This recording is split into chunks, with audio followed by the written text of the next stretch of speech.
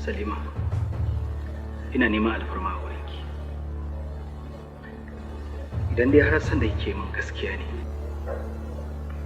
to dan Allah ina so ki auri Najib. Ni kuma daga baya zan aure ki. Ban fahimci me kake nufi.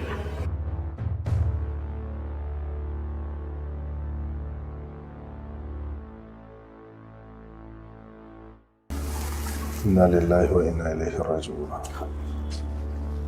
Inna lillahi wa inna ilaihi raji'un.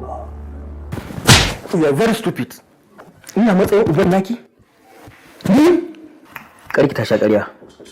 Baki tafasa ba ki kone ba. Get out from my sight.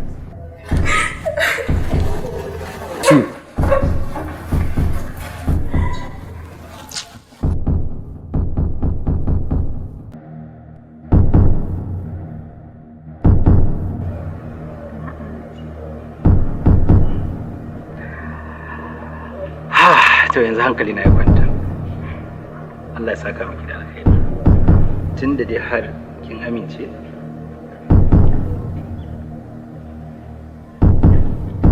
Share hawayenki.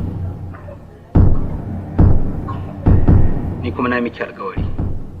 Insha Allah ba zan cika miki alƙawarinki da kasancewa mijinki. Na gani da kunne kwanaji kin dau zo cikin kai ta daji zama ce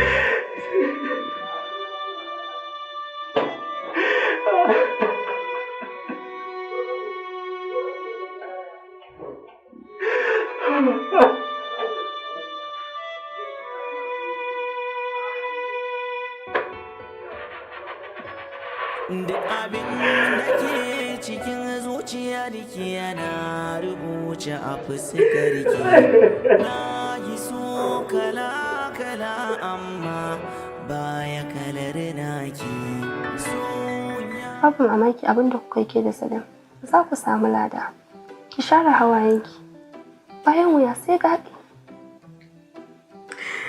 Kawata Salim nake so, shi nake so. Salim nake so. So ki haƙuri, ki haƙuri.